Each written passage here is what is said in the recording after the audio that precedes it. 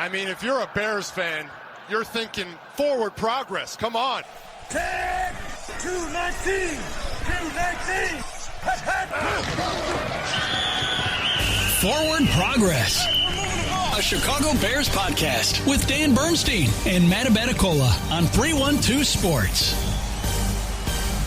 You know that when you have Forward Progress, you have the best talk about the Chicago Bears and the NFL. Dan Bernstein, Matt Abaticola, here with you on 312 Sports. And we want to bring in our guest whose name came up in this space in conversation this week. You know that face, you will know this voice. It is Kevin Fishbain of The Athletic, and you can follow him on the socials at right. K Fishbain.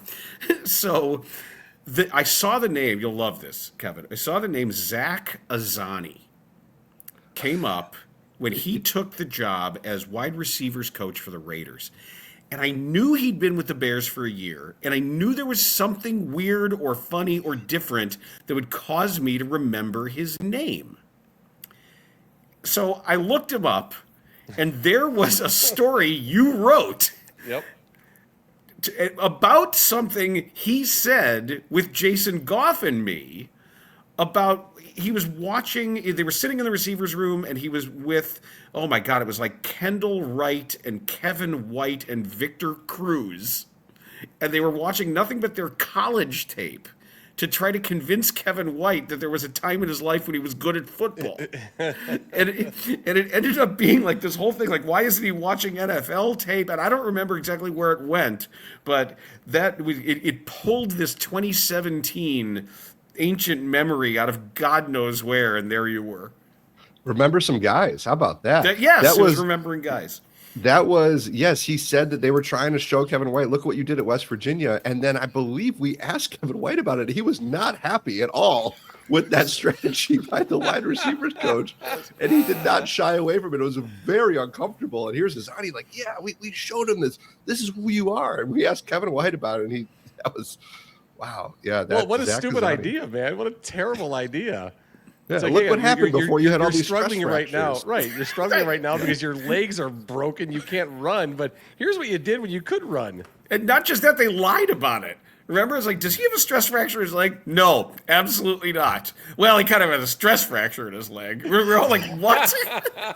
Huh? Oh, the good old days. Yeah, the glory days of the Bears. Now we're just trying to figure out where the stadium's going to go. If they're going to float it in Lake Michigan or go to Indiana or Iowa or who knows. Yeah, it was Arlington a weird Heights day might yesterday. Be a possibility. Yeah, wasn't that bizarre yesterday? I did wonder if John Fox was the coach for all this. Because, like, you know, like we don't, like fortunately, we don't get the bluster from the head coach anymore. The head coach is very good with us and is a straight shooter. But, like, could you imagine dealing with, like, the stadium stuff and John Fox being the voice of the team? That would have been a lot at once. And that was my conclusion, was it shows you that anything that is not under the aegis of Ben Johnson is still old Bears.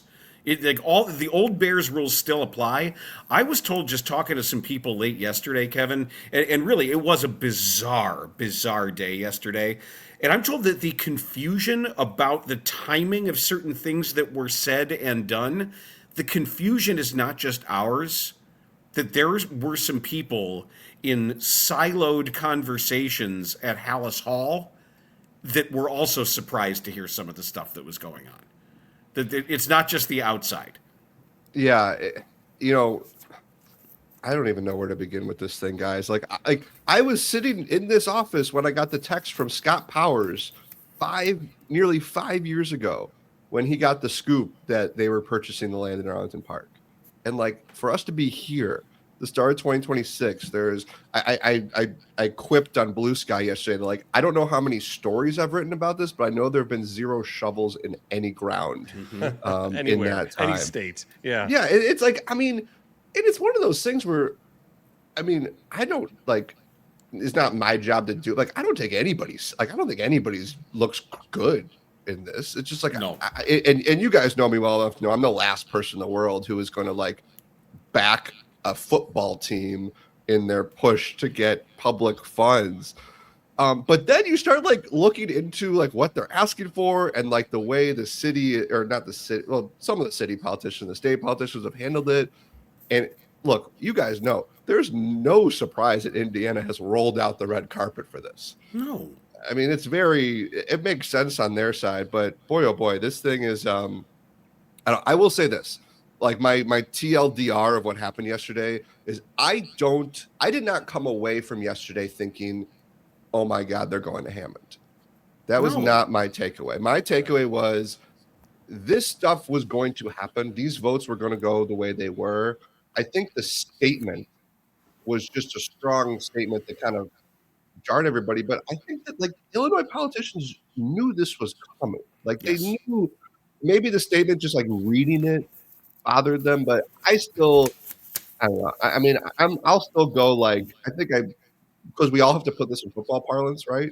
We all have to find like our the tortured metaphors. Oh God, it's at the 10-yard line now, Kevin. I've got it at I gave Indiana a small lead, but like start of the fourth quarter. Like, maybe they just kicked a field goal and everyone's really excited.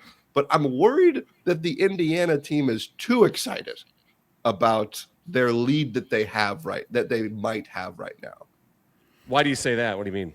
Well, because I think that, like, if you read what was coming out of there, I think, the speaker said this is a great day for Northwest Indiana. I saw some of them were wearing navy and orange ties, and I get why they're excited, but this thing is I just don't think this thing is close to being finished. And I think if Illinois wants to pass the mega project bill by the time this podcast goes up, I think we're done. I think they're going to Arlington Heights. And so there's still time. And the other thing that we noted in our story is they know they can build a stadium this minute in Arlington Park. They don't 100% know that yet. There's a lot of like land surveying.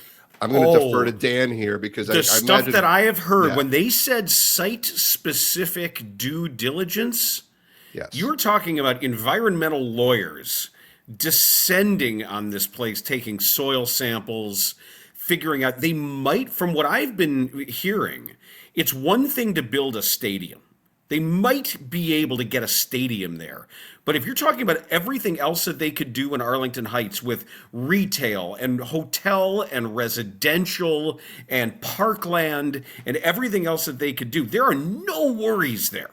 None at all. But if you're talking about basically an old toxic swamp where the amount of expense, the amount of backfilling that's possible, they haven't even scratched the surface of what some of those responsibilities would be as far as, logistically, financially, and how big that lift is going to be. I thought yesterday, in large part, was very silly.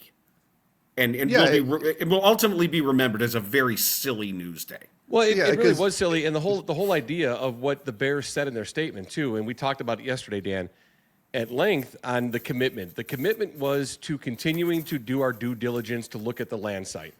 There is no commitment to the state of Indiana. There is no commitment to moving the stadium to Indiana. They're not doing it. It was just, hey, we're continuing this process because we want to be in Arlington Heights, and this is how the game's being played between the state of Illinois and the Bears, because when you look at it, we both kind of messed it up at different times, at different points of the whole process. And the Bears messed it up first, and then Illinois came in second, and then the Bears messed it up again, and then Illinois is messing it up more. So there was no commitment, and people saw that word commitment, and they said, oh, my God, the internet blew up. Oh, my God, the Bears are moving to Indiana. Like, I've had friends I haven't talked to in forever. I'm getting texts. Hey, how do you feel about the Bears leaving the state? And I'm like, they're not leaving the state. Well, they said they're committed to it. Yeah, they're committed to continuing the process of jerking around the state of Indiana so they can get what they want in Illinois. Yeah, the ability to read is lost on a lot of people. Yeah, I think the line that caught my attention was when they said this is the most meaningful step. And to me, you could argue with that because I think closing on the land in Arlington Park and Dan, to the point earlier, making sure that land is ready for what you want to build, because that's the big thing, and that's done in Arlington Park. But I think what they're saying is this is the most meaningful step because we found a state that's going to give us not just everything we want, but everything we want and more. But not really, because they would still be a tenant After all of this, if you're telling me that what Hallis started in 1975, that George Hallis has wanted to move his team to Arlington Heights, specifically Arlington Heights, since 1975, and then all the Michigas with Muggs Hallis dying and everything that they've been through to go through. Remember 1995, the Planet Park, one of the first stories I covered on the beat was them coming out at Old Hallis Hall. Here comes Mike McCaskey with this big cardboard model of where they're going. They're going to Gary. They're going, this is it. Planet Park is a go. We are headed to Gary, Indiana. And they walked away. We're all looking at like, what the hell was that? What are they doing here? That was ridiculous.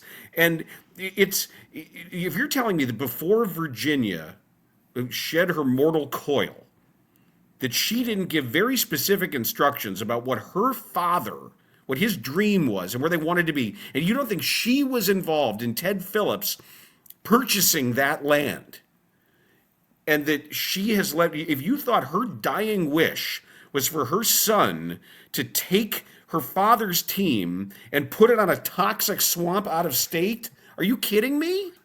Come on. And I think, and John Greenberg mentioned this, I believe, in the column that he wrote that's up today, is that like when you compare these states, that is key, Dan, is that in the end, George is still in charge, and there's no way George prefers Hammond to Arlington Park. The one thing, and I don't know the full details on this, but I do believe in the Indiana situation that will make it different than currently is the Bears will have full control over the stadium as opposed to now, obviously, the Park District. So that to them, that is a plus, even though they won't own the land. But I mean, I remember when they purchased the land and people were like, well, do you think they're actually going to do it? I'm like, you think this family is going to spend that much money on the land and not build a stadium there? And I do, Maddie, to your point, like you look at kind of the peaks and valleys of this. I still think that the worst thing the Bears did was the 1-year flirtation with the city. I just think that was it was from the moment they kicked it off with the embarrassing, the embarrassing prayer and the dog and pony show the day before they're about to draft Caleb Williams. To do that and then spend 12 months and God knows the resources, the time, the consultants, the billable hours, and all of that on something that was never going to happen. Right.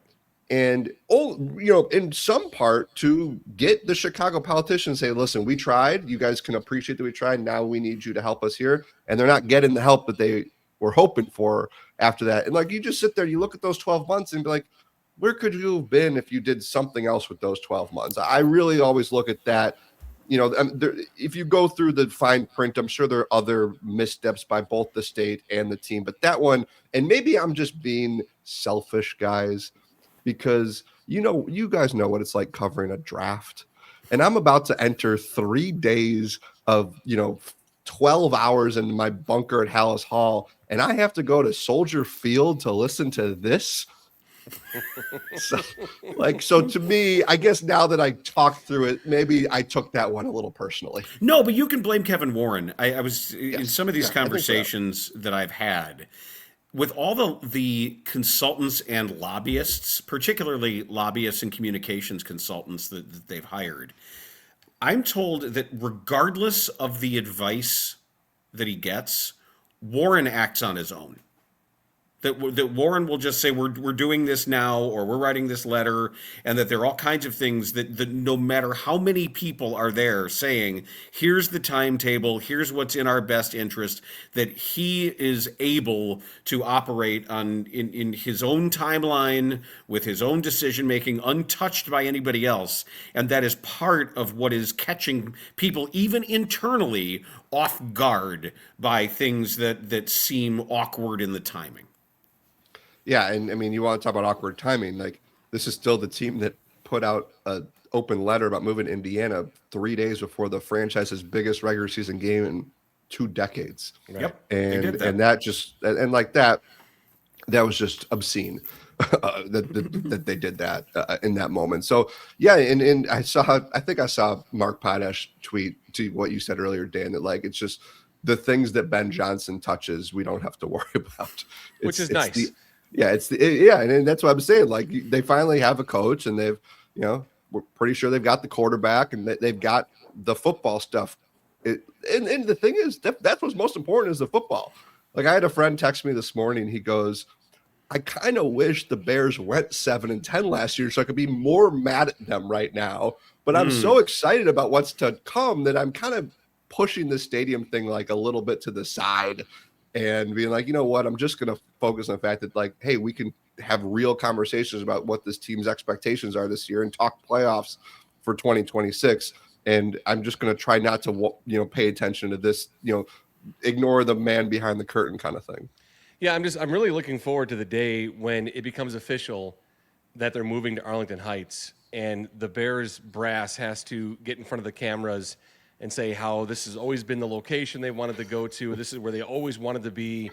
They were never going to leave the state of Illinois. They could never do that to the legacy of George Halas, and basically, just send a big middle finger to the state of Indiana, while all those goobers are going to be like, What do you mean you're not coming here to Indiana? Like, we got the land. We were here for you first. Well, like, I think that's gonna, and not that I have no connection to Indiana. It's gonna be funny. I'm gonna laugh at it from a distance, but like, that's where that's headed. That's where it's going to end up, where you did all this work and all this time for really nothing, because it's not going to come of anything. Yeah, I'm with you, man. I still think this eventually ends up in Arlington Heights, and I remember we were in London, so this is October 2024, and Kevin Warren said something like, we're exactly where I thought we'd be at this point, which was a little surprising. And then I think I don't know if I actually followed up. I probably did this in my head, but I was kind of like, well, when do you reach the point where you're not where you thought you'd be? And what do you do then? Because now we have that whole thing where he said there's going to be a shovel in the ground by the end of 2025. It did not happen. But you're right. It's going to be like when a GM comes out after a draft pick and says, oh, he's the guy we wanted. We cannot believe that he fell to us here. We did not expect he'd be there. None of our boards had even a possibility that he would be there. Exactly. So you're right, Matt. That's probably what's going to happen. What will be interesting is, I think, like, the weird thing is the timeline is something that none of us can predict right now, because you're going to get this bill is going to go through the Indiana House. The Senate's going to amend it. There's going to be a lot of pomp and circumstance when the governor of Indiana signs it. But that still doesn't mean it's done. That's going to happen next week. And then you go back to that due diligence thing. And that's the thing. There's no timeline on that. We have no idea when that'll be done. And that's kind of what Illinois lawmakers are kind of competing with, this unknown, from what I can understand, this unknown clock. Yep. And that's the thing. If that due diligence gets done and they're ready to put a shovel in the ground, and Illinois still doesn't want to do it, then maybe we're having a different conversation. But until we get to that point, I'll still kind of lean toward, I think this thing might eventually end up where it was always going to go. Yep. So the Bears did release yesterday, they cut Amin Obangbamiga. What was your favorite memory of his time with the Bears? Eamon gave me a good quote, I believe, after the win in Minnesota. I appreciated that, because that was a big special teams win, if you guys recall. You had the Devin Duvernay return. You know what was? Oh, gosh, I wish I remembered. There was that game that all three linebackers were backups, and he was one of them. Yes, DeMarco Jackson. Yes, and he played really well. And then he got hurt, and I remember actually thinking it was kind of a big deal when he got back that. For the playoffs, that you had another special teams guy and they were down TJ Edwards at linebacker for that Rams game. I bet you didn't expect that kind of answer, Matt. I had some Eamon Ogbongbemiga, they got to go find another player with the last name like that to keep Joniak on his toes after you move on from Eamon. Did it surprise you at all that it wasn't Tremaine Edmonds with a much bigger cap number? A little bit. The cuts with these things are always strange, Dan, because I don't know. I don't think Edmonds has anything, but some of these guys, there's specific dates when they are supposed to get released. Like, I remember there was a Ryan Pace combine press conference where he kind of was like, all right, guys, here are the 4 players we're going to cut at the start of the league year. And like he told us then, these are the guys we're going to cut, but we cannot do it until March 12th because of the language in their contract It just, you have to wait until this date and then the whatever it is. So I don't know if Tremaine Edmonds is one of those guys. It could happen in an hour. It could happen next week. I'm a little curious if they do the math on all the restructuring they can do and think, is there a way we can keep him? Like, again, I'm just trying to like play. I don't even know if it's devil's advocate, but I'm just trying to like, because he's still on the team. Like, is there that conversation where like, hey, we've created X amount of cap space with all this. We can keep him for one, for this last year and still do X, Y, and Z. I don't know. There have been times that the Bears have cut guys after the draft. I don't think they would do that with somebody like him, but I remember there was the year they drafted Cody Whitehair. I believe they cut Matt Slauson like the next day. And they also drafted Deion Bush, and they cut Antrell Roll the next day. Now, those things are a little funky because those guys would have done the April offseason training programs if they voluntarily did it. So I always go back to that these timelines are strange. But so again, it could happen any day. I still don't see them keeping him, but because I'm forced to consider the possibility, I guess, because right now he's still on the team for next year.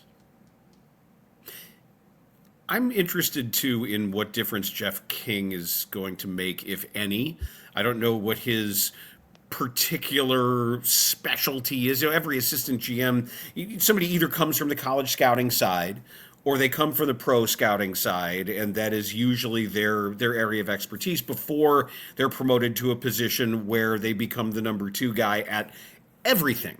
So how do you think Jeff King's approach might inform Ryan Poles differently than that of Ian Cunningham? Yeah, it's a good question. I mean, I think I'll speak about Jeff a little bit because it's, as you said, Dan, it's so hard to know these personnel guys to really get a good beat on how they operate because we also never know who actually makes the call for certain things. The one thing I'll say about Jeff King, to go from one personnel staff to another is a big deal because GMs just want all their own guys. So he stuck around. When you talk to people around the league, I always loved when Terry would say, I talked to my guy. Yes. That's how my guy says. That's how my guy tells me. When I talk to my guys, and this has been since Ryan Pace was here, Jeff King was always the guy that a lot of people in the league respected and just said really good things about him and what he could be in this space. So I think that he's got a good eye for it. Ryan Poles respects him. I wonder if there's something about keeping the guy from the previous regime. Jeff King has been very active, I believe, in the quarterback stuff. He was the one that came and talked to us about Colson Loveland last year because Jeff King played tight end, so he knows a little bit about that. What that looks like in practice, I don't know, but I do know that this is somebody that has obviously earned the trust and respect of Ryan Poles and has it around the league. When that Chargers GM job came up a couple of years ago, Jeff King was in play for it. Ian Cunningham was too, the one that went to Joe Horty's from Baltimore. I remember Jeff King was in play. His name comes up a lot. So we'll see how long he has this job, but he is somebody that has a lot of praise from people when you talk to them. Along those lines, too, with Declan Doyle being gone in Baltimore, Press Taylor, for more options, is now the offensive coordinator. What role did Declan Doyle play for Ben Johnson, and how do you see Press Taylor taking over that role? Yeah, the OC for head coach who calls plays is one of the strangest jobs, I think, in football. We always ask the guy, what is it that you do here? What do you do? Ben Johnson said it. He's a grunt. No, essentially, his job is to stay up late, giving him every possible permutation of what he could call or coach. And I wonder, I remember Dan Weeder and I were talking about when the job came open. We wondered if almost Press Taylor was overqualified for that. To do the grunt work. I mean, this guy has been a play caller before. It didn't go very well in Jacksonville for myriad reasons. But I think that there is a nice synergy and consistency, and you don't have to change things. He knows everything. Selfishly, I'll go back to it's all about me. Really enjoyed talking to him last year. I felt like I learned a lot about the scheme and the way he saw things. I couldn't find the quote, so I like maybe I missed it. I thought that Ben kind of credited Press Taylor for that Colson Loveland touchdown in Cincinnati. That was something that Press had seen during the week. Of course, I couldn't find confirmation of that, so maybe I'm making it up. Which is no, you're just, not making that up. No, you're not. Okay. No, you're not. He did mention Press Taylor. Yes. And I was going to say, it's 2026 and people are allowed to make things up on podcasts all the time, apparently. So, not this podcast, of course. No, never here. The other ones. No, I enjoyed talking to Press Taylor. I think it just gives them just this easy, everything, the plays. Now, maybe some of the stuff he's doing is maybe a little more high level, potentially, because he's done it before. But the eyes up in the booth and knows what he's seen. Declan Doe's, that guy was really impressive. I just was sitting there being like I've now reached the age where I was almost a decade older than the offensive coordinator. And he went up to the podium and I was just blown away at the way he went through things and talked through plays and handled that authority. Really, really impressive. And I think Press, I think it was the right call to just keep things as the same as we can to keep this thing going. Was there any truth to the Arizona Cardinals inquiring about the availability of Tyson Bagent? Not that I had heard. That was a really fun. You want to talk about yesterday being a weird day? That was a funny day. Where I'm suddenly seeing all these things on my For You, which is I want to delete that entire, dump it away. That turns out to be my insomnia thing. I'll just be, which doesn't help insomnia. It's you're on your For You tab. You're going to stay up No, for it's 2 the hours. last thing you want to do. The worst thing. The worst. Don't do thing. that. Read a book. I know.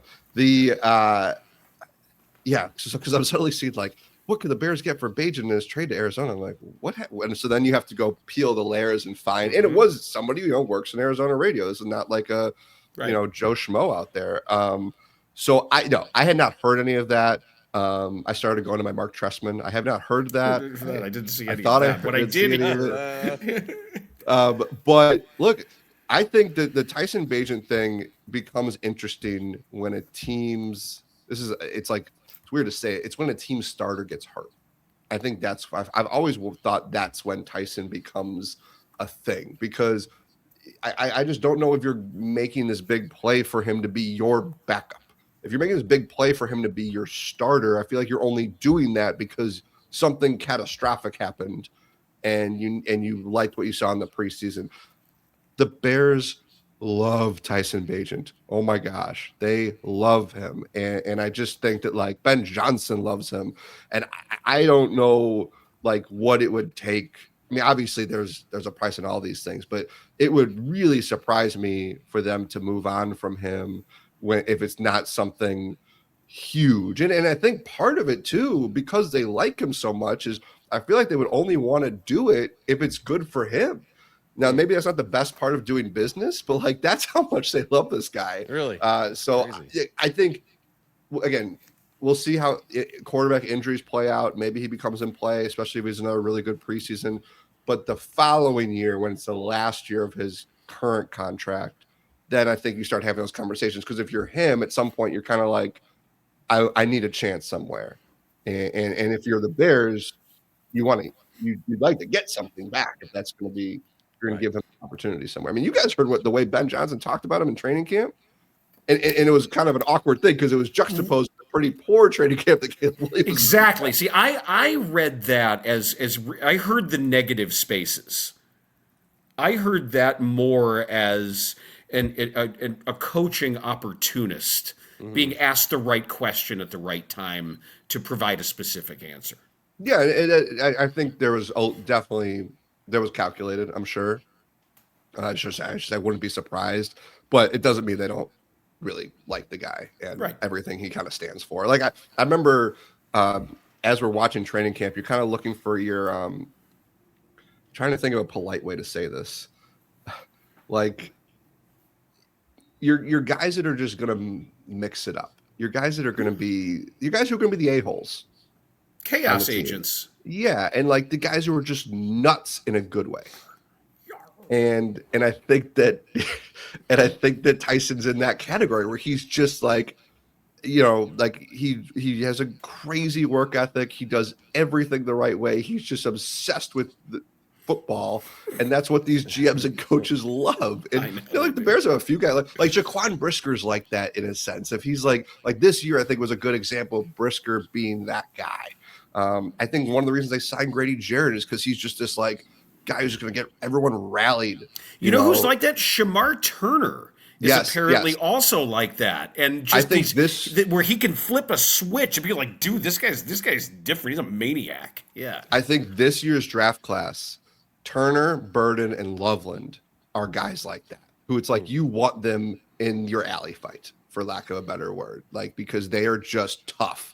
And they're, and I think that this team had lacked that in previous years, and this draft class and some of those guys. That's why I think of Bajent in that category. That he's just like one of those guys that like I'd like worry if there was like a scrum going on that he'd be running off from the sideline to go defend his guys out of principle.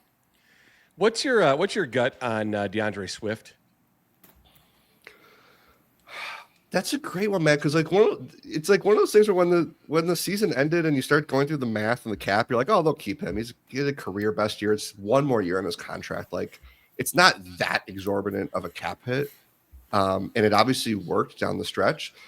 But it's also like I was doing a mailbag, and I got a question like, what would surprise you the most in round one? And I said, I don't think Jeremiah Love is falling to 25. Right, like that he's like our guy Dane Brugger is in the number 3 prospect period.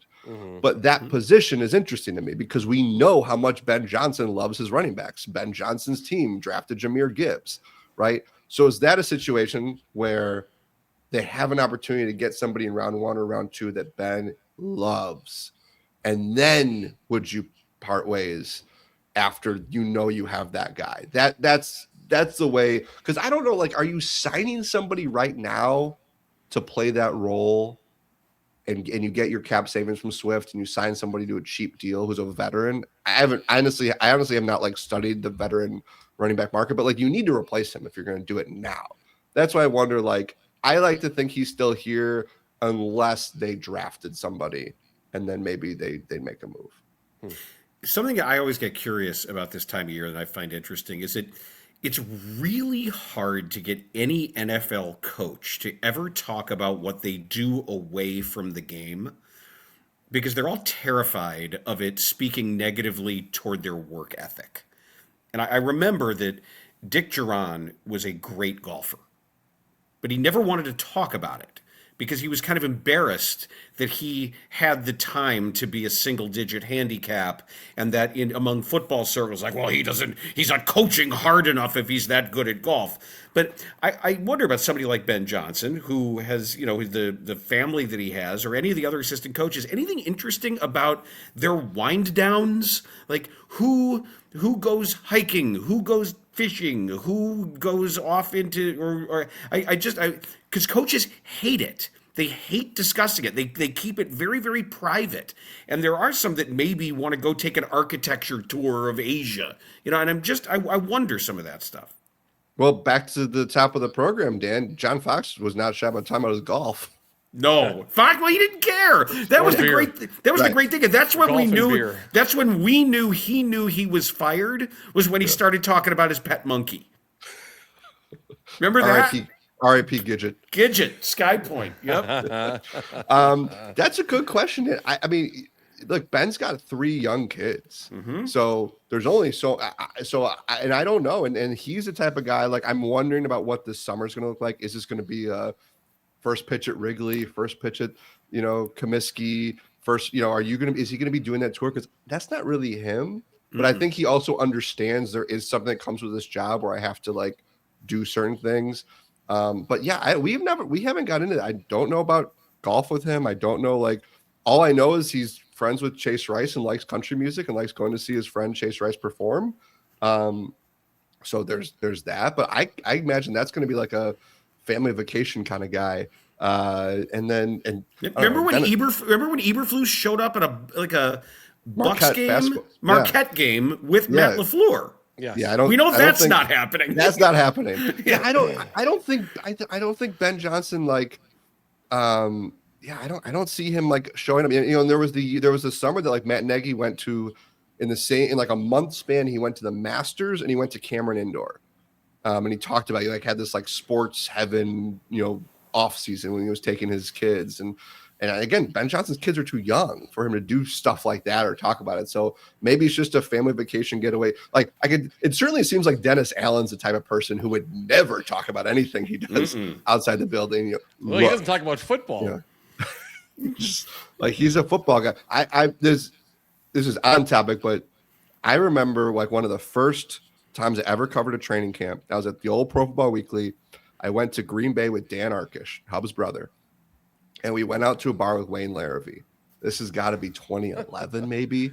And I'll never forget Wayne said to me, "Bring over my beer. Collaborate on the delivery." The dagger. That he said, like, there's no job in which people work more than they need to than a football coach. And that was like 15 years ago when he said that. And you were kind of in the peak Belichick world where, you could never leave the office because you knew in your mind that Bill Belichick is still there. And it's a Parcells thing too, right? Parcells was like that. So like, I always think about that line when you hear the stories of, and Ben Johnson, like what was like, I mean, he was a workaholic and, hey, it worked. The Bears won a lot of games, but yeah, it's a good question, Dan. I'm sure who we can all count. Pat Finley is going to be the one to ask Ben Johnson like what he did on his holiday. That's a Summer very vacation. that's in Pat. Yeah, that is in Pat's wheelhouse. Funny. And I think Ben will play a little bit, and I think he'll give us some stuff, and then we'll learn more. But based on what I know about him now, I don't think this guy's much more than just a couple family vacations to get the kids out of the house. Yeah, because at the ages, I just hope he's past the indoor water park phase of parenting. That's one of the worst phases of parenting. Oh, God, does that suck? Yeah, but you don't really get past it. Yeah, you don't really get past it when you start doing as you know this, the travel sports. I know, like the Dells and it's hockey like tournaments. everywhere you play, it's centered around a water park within 20 minutes of where you're at playing. So whether it's basketball or baseball, and talk about head coaches, Kev, were there any head coach hirings or any head coach movings that stood out to you as that was a good move or that's a questionable move or I don't quite understand that? For me, it was Mike McCarthy in Pittsburgh, but anything for you jump out? Didn't you hear he's from Pittsburgh? And he developed Joe Montana. That's the best part of this. Who fell for that? Yes. You know that Montana guy? That was me. Yeah, that was McCarthy. That was all Mike McCarthy. I mean, I am guilty of when the Bears interviewed 40,000 people for head coach last year. And I looked at Mike McCarthy's resume compared to everybody else outside Ben Johnson. I was like, this guy would be compared to what this team has had. No. Well, no, and I'm not opposed to Mike McCarthy, and I wouldn't have been terribly upset if it was him and not Matt Eberflus, but I was just surprised by Pittsburgh making that hire. And only because I thought they'd go somewhere younger. That's all. I didn't think they would go someone in his 60s. But it's almost like that's why it stood out to me. They like leaned into the joke we all make about them. Like there's like everybody makes fun of Pittsburgh for just taking and like when they went and got the young guy nobody really knew, it was perfect. It was Mike Tomlin. So yeah, right. You would think that maybe they go, gosh, what like there's a LaFleur somewhere, right? Which one? Where did he go? Where did he go? He's Salah's in Tennessee. Is it Mike LaFleur? Is it Arizona? That's right. See, this is what happens when the Bears play 2 extra weeks. And I'm not used to this. Usually I've got it's great. It's awesome. I loved it. It was amazing. I'll take that all the time. Who's coaching this team again? Who's coaching this piece of shit team? I don't know. All right, whatever. I like Rob Salas, and I like his defense. So I kind of like that move. Where'd Nagy end? Where's he? Giants, right? Yes, Harbaugh and Nagy. He's with John Harbaugh. That'll be interesting. He gets to call plays for a second-year first-round pick. Mm-hmm. That worked well the first year.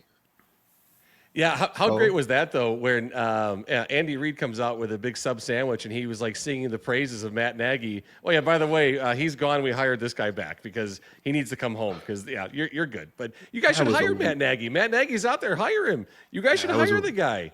That was a weird deal. Like that really came out like Andy must have expected Matt to get hired like within days, and then he could hire Eric Bieniemy. Like that was uncomfortable a little bit. I mean, I'm happy for Matt Nagy. That's a good job to be with Harbaugh and to get the young quarterback, and you get the great receiver there. I'm interested to see how that goes. But yeah, I'm trying to think, are there other last names of guys who have dads who coach who got jobs that just get through the little Shula didn't.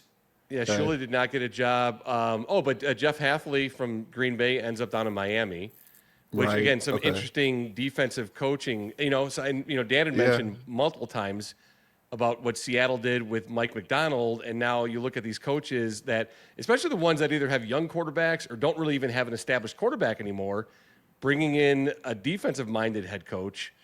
And you kind of wonder, is that really the route to go? And they're trying to copy what Seattle did. But, I question the whole hiring of defensive guys without trying to figure out what your quarterback situation is either.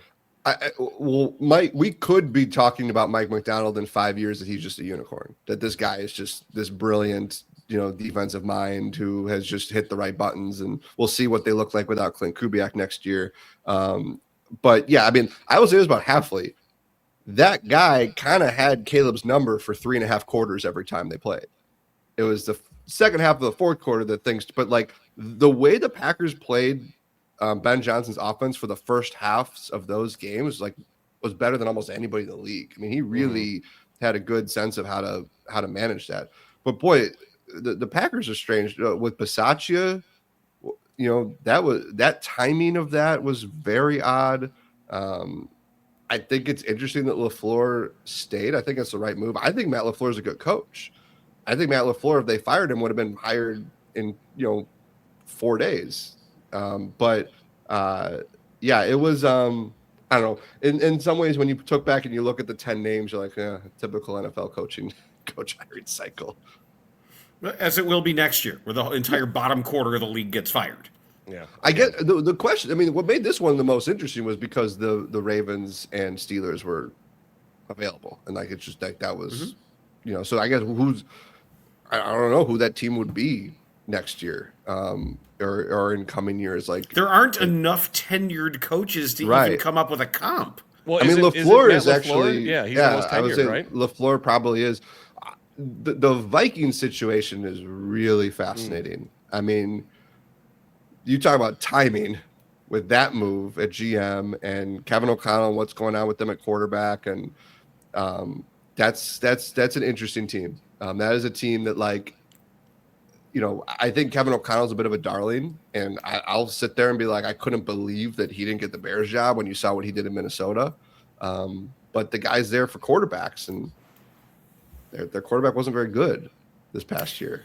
Well, Kevin, thank you for allotting all of this time for us today, and I apologize if we have monopolized your Friday, but it's much appreciated, and it's always nice being able to have a wide-ranging conversation with someone as informed and interesting as you are. I appreciate it. Always enjoy coming out with you guys, and I just realized I went 40 minutes and didn't even say anything about Northwestern. Well, now you did.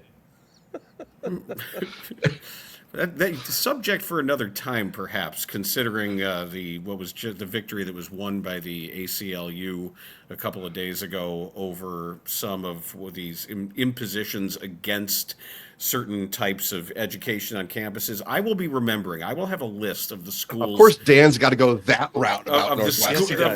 Why can't we? Why can't we talk about the big win over Maryland? No, the other day? The schools not with Dan here. You know better. The schools that bent the knee. Oh yeah, will be remembered. I want them to know that. I want your own. We'll save that for next time. No, they should, and yep. I'm with you on that. But Dan, sometimes it's just about the sports team that you want to root Yay, for. Sports! Go sports team! Hooray! Hooray for sports! Hooray the 18 and now 25-year-olds that I'm going to root for. Yes, you are, and you'll love it. But thank you. Thanks, Fish. We'll talk to you soon, buddy. That's Kevin Fishbain of The Athletic, and this has been Forward Progress on 312 Sports, a Chicago Bears and NFL podcast. Forward Progress has stopped. 10, 219, 219. Forward Progress, a Chicago Bears podcast with Dan Bernstein and Matt Abaticola on 312 Sports.